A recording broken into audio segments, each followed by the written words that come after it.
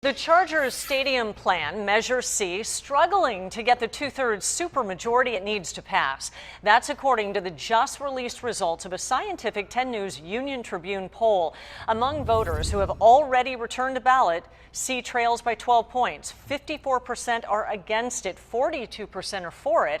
And among voters who have not yet returned a ballot but who promise to do so, it's trailing 43% to 39%. And joining us now is McClellan of Yes on Measure C, representing the Chargers in this case. Let's ask you, first of all, some of the misconceptions with Prop C as it stands. People dive into some of the details, but it's owned by the city, it's not owned by the Chargers, and also how much money may have come back to San Diego as a result of the whole Carson debacle. What are some of the things people don't know?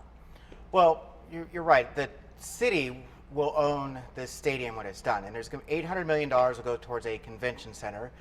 $650 million of private money will go in for a stadium, and about $350 million of TOT money will also go towards a stadium.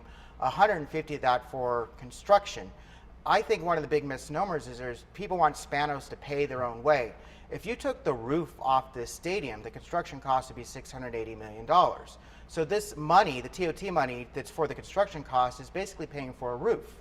And that roof will allow us to get national conventions, Final Four, all these things that aren't football related, but we as the city profit from because it's a city-owned facility. All right, so you saw the numbers. It doesn't look good at this point, the way things are right now. The measure looks to be failing. What happens, because a lot of Chargers fans know that Los Angeles is still on the table. What happens if this does fail? Well, I'm very confident that we're going to get over 50%. We have 2,000 people on the ground going door to door, and we are really talking to a lot of people who are not typically likely voters who may not show up in a poll like that. This polled very well amongst that group at the beginning, so they decided to really have this ground campaign, and it's going to be hitting hard this weekend. And I think those 2,000 people knocking on a couple hundred doors each are going to make a significant difference.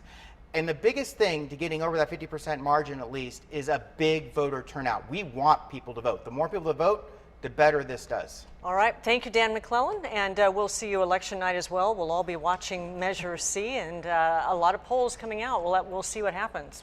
All right. Thank you. Thank you.